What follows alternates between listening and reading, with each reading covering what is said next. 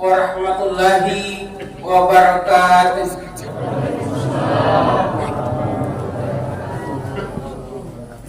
Alhamdulillahi rabbil alamin. Syahrul Ramadan alladzi unzila fihi al-Qur'an hudan lin-nasi wa bayyinatin minal huda wal furqan. Asyhadu an la ilaha illallah wahdahu la syarika lah wa asyhadu anna Muhammadan abduhu wa rasuluhu la nabiyya ba'da. Allahumma salli ala sayyidina Muhammadin wa ala alihi wa sahbihi ajma'in. Amma ba'du. Bapak-bapak dan ibu-ibu, kaum muslimin dan muslimat, jamaah tarawih yang sama-sama berbahagia. Judul ceramah pada malam hari ini adalah bahaya fitnah dan adu domba. Tentunya kita paham bersama, fitnah dan adu domba itu adalah salah satu bagian daripada penyakit hati. Apa itu penyakit hati? Adalah penyakit yang tidak bisa disembuhkan oleh resep dokter. Tidak bisa. Dan juga tidak bisa disembuhkan oleh ramuan-ramuan herbal. Apa itu fitnah? Fitnah itu artinya suatu pernyataan yang dibuat oleh seseorang yang tujuannya adalah ingin menjelek-jelekkan, bahkan menghancurkan atau menjatuhkan orang lain, padahal orang lain itu tidak pernah melakukannya. Itu fitnah. Kemudian apa itu adu domba? Adu domba itu bahasa Makassarnya, istilahnya adalah suka nak kasih berkelahi orang, nak provokasi orang, nak panas-panasi orang dengan lawan mainnya. Ketika terjadi perseteruan, terjadi perkelahian, maka di lain tempat dia ketawa dan dia bergembira. Sifat-sifat yang sangat dilarang oleh Allah Subhanahu wa ta'ala. Salah satu firman Allah Subhanahu wa ta'ala yang mengatakan, Bismillahirrahmanirrahim, Ya ayyuhalladzina amanu in ja'akum fasiqun binaba'in fatabayanu antusibu qauman bijahalatin fatusbihu ma fa'altum nadimin. Yang artinya mengatakan, hai orang-orang yang beriman, apabila datang kepadamu seseorang fasik yang datang membawa berita, maka hendaklah diteliti terlebih dahulu supaya kamu tidak mencelakakan suatu kaum yang akhirnya kamu akan menyesal dengan perbuatan itu. Dalam ayat ini harus kita perhatikan. Yang pertama, sebagai orang-orang yang beriman, kalau ada orang yang membawakan berita kepadanya, harus di cross check dulu, disaring-saring dulu, jangan langsung dipercaya. Karena berakibat fatal apabila berita itu bohong, maka tentunya kita akan kena batunya. Kemudian yang kedua yang dikatakan itu orang-orang fasik adalah orang-orang yang suka berghibah, memfitnah, dan adu domba. Dikatakan orang-orang fasik. Dalam sebuah kisah dinyatakan, pada suatu hari Imam Syafi'i pergi bertamu ke rumahnya Imam Malik bin Hanbal. Kemudian Imam Syafi'i ini dimata-matai oleh anaknya Imam Malik bin Hanbal. Pada pagi harinya, anaknya Imam Malik bin Hanbal itu bertanya kepada Imam Malik bin Hanbal dan berkata, Ayah, siapa kata di malam itu laki-laki yang bermalam di rumah kita? Maka Imam Malik bin Hanbal berkata, itu adalah teman ayah, seorang ulama terkenal. Lalu anaknya mengatakan, saya tidak percaya, karena semalam itu ada 3 hal yang saya lihat yang aneh pada dirinya. Maka Imam Malik bin Hanbal ini sebagai orang yang beriman, tentunya mau cross check dulu, jangan langsung percaya. Begitulah tugas kita orang yang beriman, kalau mendapatkan berita, jangan langsung dipercaya dulu, belum tentu benar. Makanya Imam Malik bin Hanbal ini cross check dengan memanggil atau menemui Imam Syafi'i, lalu bertanya kepadanya, wahai saudaraku, ada yang saya mau tanyakan kepada kamu, tapi kamu harus jawab dengan jujur. Imam Syafi'i berkata, apa itu? Maka Imam Malik berkata kembali, anak saya berkata, semalam katanya kamu ada 3 hal yang aneh pada dirimu. Yang pertama, kata anak saya, tadi malam kamu makannya banyak sekali. Itu. Imam Syafi'i berkata, ya betul. Tadi malam itu saya memang makannya banyak sekali. Kenapa? Karena makanan bagi orang yang beriman itu adalah obat. Sedangkan saya ingin berobat dengan makanan itu.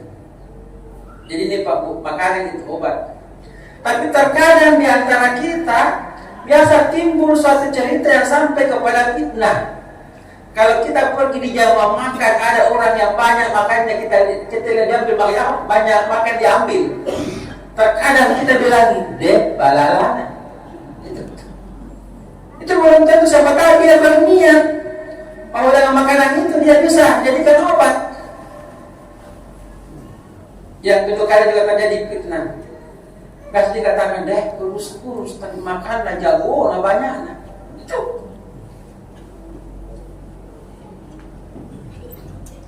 Biasa juga kita dengarkan kalau ada ibu-ibu dikatakan, pantas besar, tak 5 kali makan. Kenapa kok 5 kali makan? Selesai makan anaknya ada sisanya dia makan.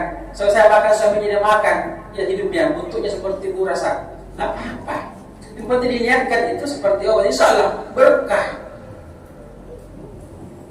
Jadi ini jangan langsung kita menuduh. Kemudian yang kedua kata anak Imam Malik bin Hanbal, yang kedua itu katanya Imam Syafi'i itu tidak sholat tahajud. Maka Imam Malik bin Hanbal terus cek sama Imam Syafi'i, katanya tadi malam kamu tidak sholat tahajud. Jadi Imam Syafi'i mengatakan, ya betul, saya tidak sholat tahajud karena semalam itu saya berijtihad dari Al-Quran dan hadis mencari ilmu, dan itu terjadi sampai azan subuh dikumandangkan. Makanya tidak ada waktu untuk sholat subuh. Dan saya juga paham kalau mencari ilmu itu lebih besar pahalanya daripada sholat tahajud. Jadi di mana-mana itu Pak Bu, kalau kita mencari ilmu, ilmunya itu banyak macamnya. Di sekolah, terus di majelis taklim, di masjid-masjid, kalau bulan Ramadan, kalau ada orang ceramah itu kan orang yang ceramah memberikan ilmu kepada kita. Makanya menurut Imam Syafi'i itu, kalau ada orang ceramah di depan, maka yang di belakang jangan ada yang sholat tahajud. Apalagi berhadapan-hadapan untuk cerita. Itu pun juga kalau ada orang ceramah di depan, kata Imam Syafi'i itu, usahakan di belakang jangan dulu membaca Al-Quran, karena mendengarkan ceramah itu lebih besar pahalanya daripada membaca Al-Quran. Jadi yang kedua tadi di cross check ternyata tidak benar. Terus yang ketiga apa? Katanya itu anaknya Imam Malik bin Hanbal, semalam itu yang Syafi'i masuk sholat subuh tapi tidak berwudu.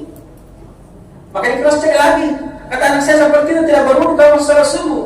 Kata Imam Syafi'i, ya betul, karena wudu waktu sholat isya saya belum batal.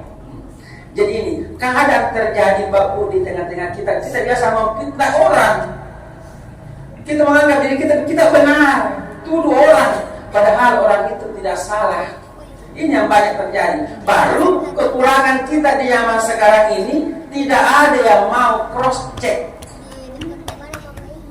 Jadi kita berdosa. Jemaah kami yang sama-sama berbahagia. Pesan-pesan ulama kita seperti yang pertama, ulama kita berpesan, kalau ada orang duduk berdua dan sedang asik ngobrol, usahakan jangan kita datang ke situ.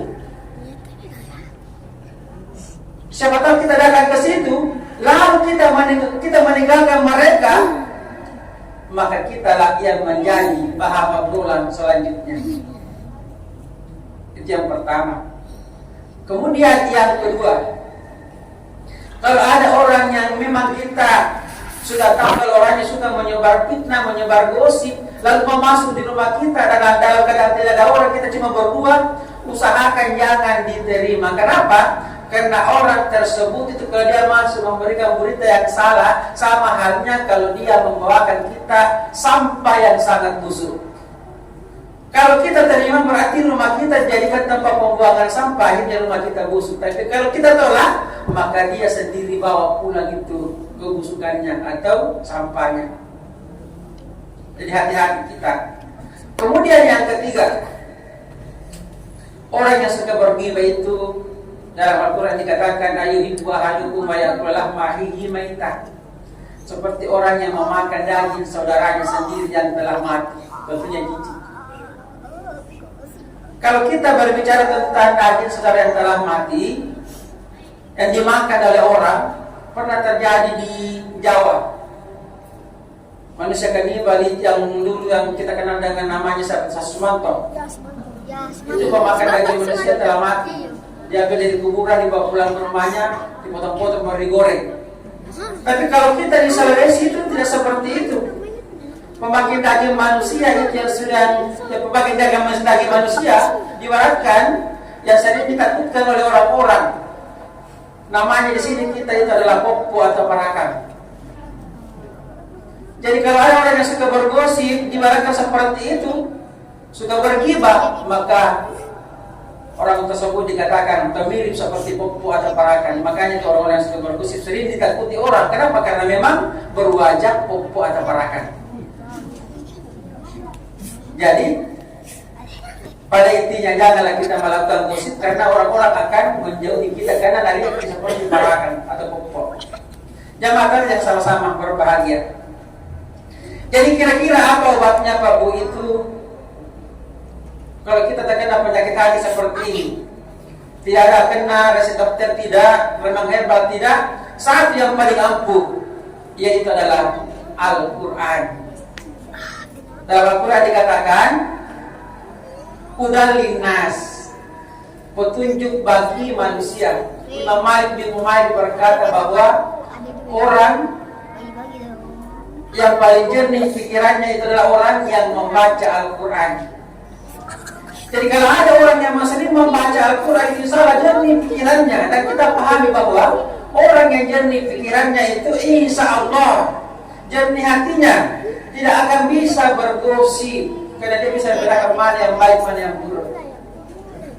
Tidak akan bisa adu domba, tidak bisa kena penyakit diri hati dan tidak lain sebagainya yang tergolong penyakit hati.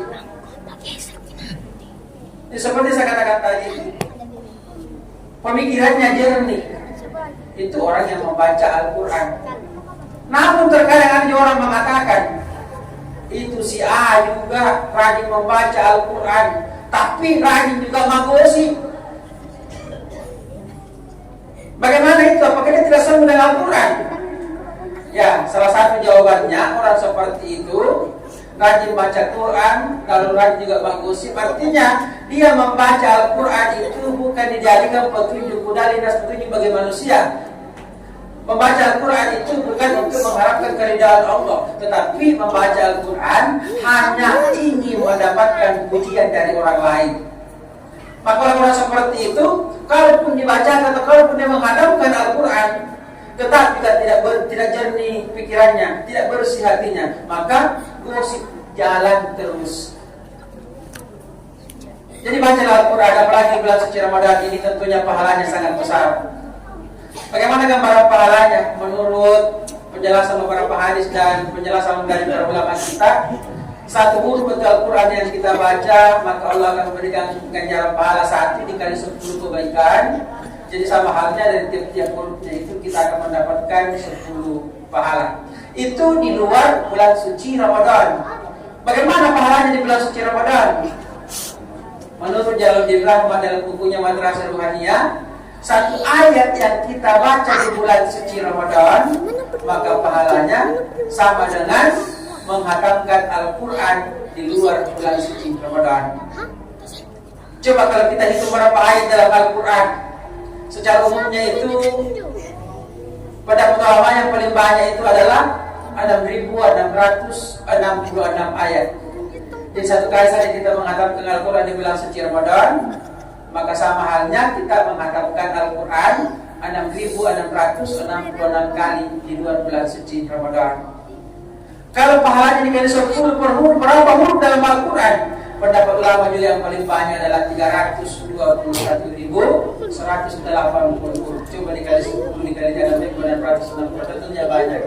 Yang jelasnya banyak kalau membaca Al-Quran. Al-Quran itu dibaca jangan cuma dibaca pada bulan suci Ramadan. Setelah keluar dari bulan suci Ramadan, Al-Quran masuk lemari. Kenapa? Karena Al-Quran itu petunjuk bagi manusia, dan di akhirat juga tentunya kita akan mendapatkan syafaat dari Allah Subhanahu wa taala, sebagaimana hadis Rasul yang mengatakan Iqra'ul Qur'an fa inna yawmal qiyamah syafi'an li ashabi. Bacalah Al-Quran karena Al-Quran di hari kiamat akan datang menjadi penolong dan pembela di hadapan Allah Subhanahu wa taala. Bapak dan Ibu yang berbahagia, inilah yang sampaikan pada pertemuan kita pada malam hari ini. Lebih dan kurangnya mohon dimaafkan. Wabillahi taufiq wal hidayah. Wassalamualaikum warahmatullahi wabarakatuh.